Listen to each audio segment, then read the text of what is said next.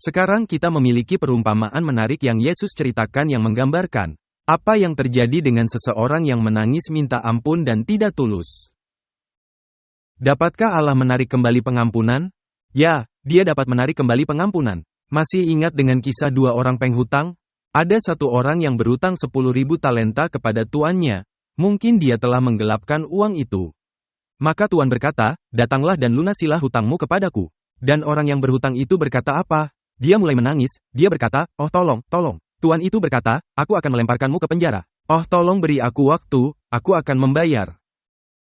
Dan tentu saja Tuan itu berkata, bayar? Apakah kamu bercanda? 10.000 talenta, Anda tidak akan pernah bisa membayar itu. Jadi dia berkata, lemparkan dia ke penjara, sita semua barangnya, bawa keluarganya bersamanya. Dan dia terus menangis, oh tolong, tolong, tolong, tolong, dan tuannya telah tergerak untuk berbelas kasihan. Dan dia berkata kepadanya, coba tebak, karena kamu berseru kepadaku minta ampun, hutangmu diampuni. Saya tidak perlu membayar? Tidak, hutang Anda diampuni. Dia berkata, hal ini sulit dipercaya. Lalu dia keluar dari pintu dan dia menemukan seseorang yang berhutang 100 dinar. Itu setara dengan 100 hari kerja. Jumlah yang cukup besar tapi bisa dicicil.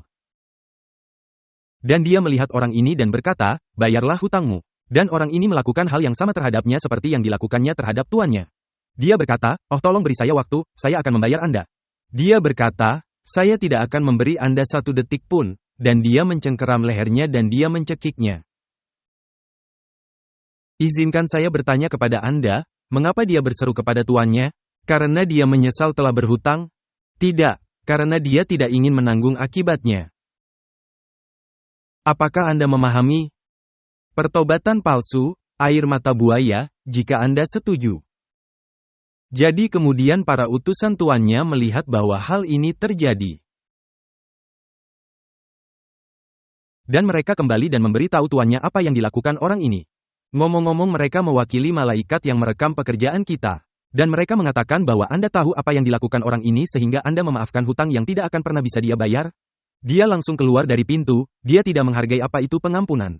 Ampuni kesalahan kami seperti kami mengampuni orang yang bersalah kepada kami. Dia keluar dan dia mencekik orang ini yang berhutang 100 dinar.